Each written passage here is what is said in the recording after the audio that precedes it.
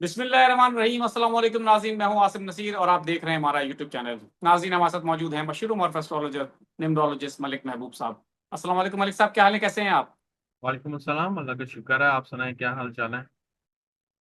मैं बिल्कुल ठीक हूं मलिक साहब। मलिक साहब एक सीनियर सियासतदान हैं ओके। और उनका बड़े कनेक्शन है पावर कॉरिडोर्स में। उनका एक स्टेटमेंट है जो कि मैं आपसे चाहता हूं उस पर प्रोडिक्शन करें, और कुछ एक दो खबरें भी हैं। वो कह रहे हैं कि इमरान खान से इस वक्त भी बातचीत चल रही है। वो ये कह रहे हैं माजी में भी डील की कोशिशें हुई, लेकिन एन वक्त पर कुछ लोग रखना डाल देते हैं। वो जो आप भी ये बात कर चुके हैं, तो कह रहे हैं कि कोई दरमियानी रास्ता निकालना होगा। और कौन डील कर कर नहीं आया? बेनजीर भुट्टो, नवाज शरीफ, आसिफ अली जरदारी साहब, सबके हवाले से उन्होंने ये कहा। ये बात आप भी कर चुके हैं, मुझे पता है, मेरे देखने वाले भी जानते हैं कि कौन डील कर कर नहीं आया। और उन्होंने कहा है कि अब खान साहब भी डील करके ही आएंगे। तो आपको क्या लगता है, इस स्टेटमेंट से आप कितना इत्तेफाक करते हैं? और दूसरा, जो तहरीक इंसाफ एक एहतजाजी तहरीक प्लान कर रही है, उसका अंजाम क्या देखते हैं आप? और उसके साथ साथ एक ट्विस्ट ये है कि वुकला तहरीक भी शुरू हो रही है। वुकला के हवाले से मेरे देखने वाले जानते हैं कि उनकी तहरीकें जो बड़ी एग्रेसिव होती हैं, बड़ी कामयाब भी रही हैं माजी में, और बहुत कुछ उसमें तब्दील भी हुआ है। और पीटीआई के लिए कि ये अच्छा चांस है, और आपकी एक पेशन गोई भी बड़ी दुरुस्त साबित हो सकती है अगर ये सब कुछ हो जाता है। कि आपने कहा था कि अगर कुछ लोग और निकल आए सड़कों पे, तो पीटीआई उनको ज्वाइन कर लिया, पीटीआई के साथ एक मूवमेंट क्रिएट करके अगर करेगी, तो उसका इम्पैक्ट कुछ और होगा। वुकला भी निकल रहे हैं, तहरीक इंसाफ भी प्लान कर रही है, जेयूआईफे ऑलरेडी अप फ्रंट है। तो आपको क्या लगता है आने वाले दिनों में, सितारे क्या कहते हैं? आप तो सितारों की बात करते हैं। मैं तो बहुत पहले से यही बोल रहा हूँ कि ये ऐसे हालात मुझे नजर आ रहे हैं कि आवाम आएगी सड़कों पे और फिर उसका फायदा उठाने के लिए पीटीआई आ गई तो फिर उनको कुछ ना कुछ मिल जाएगा। लेकिन अगर आप ये सोच रहे हैं कि ये एहतजाजी तहरीक सिर्फ पीटीआई लॉन्च करेगी और वो सड़कों पे आएगी, तो ये आपकी गलत फहमी है। ऐसा कुछ भी नहीं होने वाला। ऐसा कुछ भी नहीं होगा, क्योंकि बहुत दफा बता चुका हूँ, फिर से बता रहा हूँ, पीटीआई नहीं चाहती कि खान साहब बाहर आए। और इसीलिए मैं हर वक्त आपको एक ही बात कहता हूँ कि खान साहब को खान साहब ही निकाल सकते हैं, कोई भी नहीं निकाल सकता। और आज एक सियासतदान ने भी सही बात कर दी ना कि कौन नहीं आया डील के बगैर। सियासत है ही सही इसी बात। का नाम। सियासत इसी का नाम है। तो आने वाले दिनों में, जैसे मैंने कहा, इस मामला जरा हीटेड अब रहेंगे, बल्कि 24-25 से तो आपको ऐसा लगेगा कि मामला फंस गए हैं। कहीं ना आगे बढ़ रहे हैं ना पीछे जा रहे हैं। तो ये इतना आसान जितना हम सोच रहे हैं उतना आसान है नहीं। नो डाउट आवाम का प्रेशर इस दफा बहुत ज्यादा होगा और हैवी किस्म का होगा। लेकिन वही बात है कि उनको रेसिस्टेंस भी बहुत जोर की, मतलब उनके सामने खड़ी होगी। तो जोर आजमाई का वक्त है इसमें। पीटीआई ने अगर फायदा उठा लिया तो उठा लिया। और जहां तक मुझे लगता है कि अब मूनसून का सीजन स्टार्ट भी हो चुका होगा। 15 से मैं एक्सपेक्ट कर रहा था कि 15 को जैसे ही सन ज्वाइन करेगा जुपिटर के साथ, तो मामला एग्रेसिव होते जाएंगे। बारिशों को लेके पानी से खतरा, मेरे ख्याल से अभी भी दुनिया में बहुत सी जगहों पे ऐसे मसाइल चल पड़े हैं जिधर ओवर, मतलब ज्यादा बारिश होने की वजह से काफी गांव देहात ज़ेरे आब है। तो यही जी। सिचुएशन मुझे अनफॉर्चुनेटली पाकिस्तान की भी दिख रही है। तो अगर आप ये बोलें कि गवर्नमेंट गवर्नमेंट तो हमेशा डील करके ही आगे आई है, आपके सामने ऐसा कुछ भी नहीं है। और जो सबसे इम्पोर्टेंट बात है, जो आपकी स्टैब्लिशमेंट है, वो इदारे बहुत स्ट्रांग होने वाला है। और आप कुछ नई बातें या नई कह सकते हैं कोई नई जैसे अमेंडमेंट जो आती हैं हर साल, उसकी भी एंटिसिपेशन रख सकते हैं। जहां तक वुकला का रहा, वुकला अगर आ गए तो आप सोच लें कि ये कोई जो है ना, नई मुहिम शुरू हो जाएगी, और जो हमने अभी एक्सपेक्ट भी नहीं, अगर वो सीरियसली आ गए तो वुकला अगर इस लीड को आगे लेके चलें और पीछे बैक में पीटीआई हो, तो मामला कहीं बदल सकते हैं। एनी आओ, अगर हम सब चीजों को साइड लाइन करते हैं, अगर हम समझे ये तहरीक भी कामयाब नहीं हुई, वुकला भी नहीं निकले, तब भी हुकूमत के जाने का टाइम आ चुका। ये सिनेरियो कैसे बनेगा ये इतना मुझे नहीं पता, लेकिन हालात ऐसे जरूर दिख रहा है कि आने वाले दिनों में कोई बहुत बड़ा मेजर चेंज आप एंटिसिपेट कर सकता है।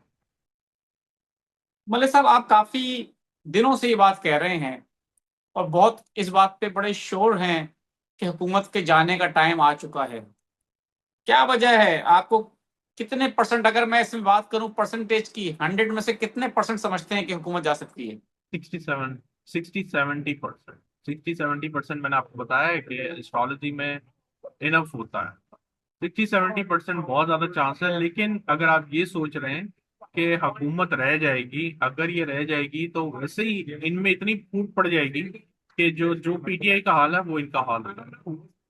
आप समझ रहे हैं मेरी बात? तो उस चीज का फायदा ही नहीं जब हो भी सही और हम उसको इस्तेमाल ना कर पाए। जैसे अथॉरिटीज जो भी ये लोग लेते हैं, एक्शन लेते हैं, अपनी अथॉरिटी की वजह से लेते हैं, तो मुझे ऐसा लगता है कि अब अथॉरिटी इनके पास नहीं होने वाली।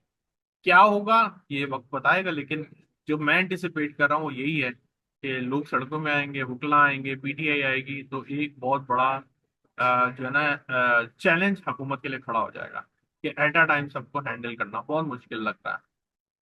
इसीलिए हुकूमत मैंने बताया जी, इसीलिए मैं बता रहा हूँ कि तरमीम भी अगर ये ले आए तब भी मुझे बचने के चांसेस बहुत कम दिख रहे हैं। तरमीम के हवाले से इतने कन्विंस और इतने शॉर्ट शॉर्ट क्यों हैं आप? उसकी क्या वजह समझते हैं आप? सितारों की कोई चाल बता रही है इस सैटन तरह? सैटन के रेट्रोग्रेड जब भी होता है तरमीम की कहानी पलटती है। मुझे ऐसा लगता है सैटन रेट्रोग्रेड होता है, एस्टेब्लिशमेंट बहुत पावरफुल हो जाती है। एस्टेब्लिशमेंट का बहुत ज्यादा कंट्रोल या कोई एक ऐसी नई बात होगी जो हमने नहीं सोची या मैंने आपके साथ डिस्कस नहीं की। लेकिन सैटन रेट्रोग्रेड डेफिनेटली बहुत ज्यादा पावरफुल होता है किसी किसी के लिए भी। लेकिन पाकिस्तान में जब भी रेट्रोग्रेशन आती है सैटर्न की और कुछ अलाइनमेंट जुपिटर वगैरह के साथ बनती है, तो तरमीम की कहानियां शुरू हो जाती हैं। तो मलिक साहब, आप क्या समझते हैं, आपको क्या नजर आता है? क्योंकि अभी पिछले दिनों ये बातें भी हुई कि हुकूमत के अंदर से ही कुछ तब्दीली कर दी जाए, कुछ कलमदान चेंज कर दिए जाए, कुछ नए लोगों को लाने की बातें हुई। डार साहब के ऊपर एक आपको पता है केस आया, उनके अली डार के बेटे का नाम सामने आया। तो कहा गया कि डार साहब से वो भी इस्तीफा दे दें, बड़ा प्रेशर था उनके ऊपर भी। तो कहा ही जा रहा है कि हो सकता है कि क्या पता कुछ कलमदान तब्दील कर दी जाए, वजारत खारजा किसी और को दे दी जाए। और इस तरह की चीजें जो चेंज करने से आपको ये लगता है कि तब्दीली हुकूमत के अंदर मुमकिन है, या हुकूमत पूरी की पूरी घर जा रही है? पूरी की पूरी तो नहीं जा रही, मुझे यही चीज लग रही है कि कुछ चेहरे वगैरह आगे पीछे होंगे। पूरी के लिए जो कॉम्बिनेशन होता है वो अभी आए नहीं है, लेकिन चेंजेस जरूर आएंगे। जितना ये चढ़े हुए हैं, ये एटलीस्ट यूं समझे कि अ, एक तरह से इनको ऐसा सेटबैक मिलेगा जो इन्होंने नहीं सोचा। पूरी हुकूमत तो नहीं बिल्कुल जाती। ठीक है। जी। भाई साहब, मैं कुछ लोगों के सवालात ले लेता हूँ। जी। 2 फरवरी 1982 इनकी डेट ऑफ बर्थ है, शामी नाम है।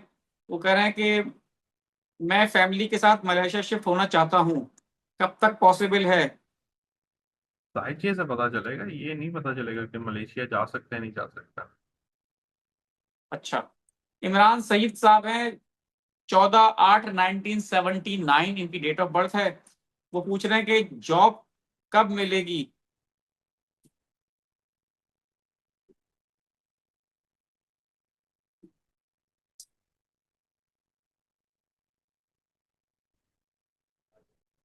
इस साल के आखिर में मुझे बहुत अच्छी तरह चांस लग रहा है कि इनका हो जाएगा। 7 फरवरी 1965। उनका सवाल ये है कि मलिक साहब, मुश्किलात बहुत हैं, खत्म कब होंगी? ये सवाल तो बड़ा मुश्किल है। मुश्किलात तो हैं, लेकिन मैं देखता हूँ थोड़ी आसानियां कब आएंगी। अभी डिस्टरबेंस है सर आपकी, ये बेहतरी आएगी आपकी 2027 में। 6 मार्च 1989। सवाल इनका ये कि सर बहुत परेशान हूँ, घर भी नहीं है और ना ही कोई अच्छा सोर्स ऑफ इनकम है, हालात अच्छे नहीं हैं इनके।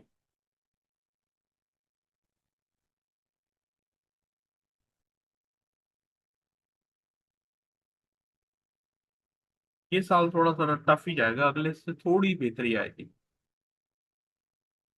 डेट ऑफ बर्थ है 23 अगस्त 1996। और वो शादी, उनकी अपनी बेटी के बारे में पूछ रहे हैं कि शादी और फॉरेन ट्रेवल उनका आपको नजर आता है इन नियर फ्यूचर?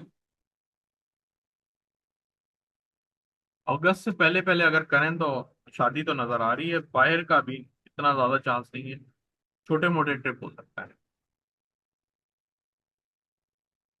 23 फरवरी 2000 इनकी डेट ऑफ बर्थ है। ये पूछ रहे हैं कि बाहर का एक तो बता दें, दूसरा कह रहे हैं जिस काम में हाथ डालता हूँ नुकसान हो जाता है।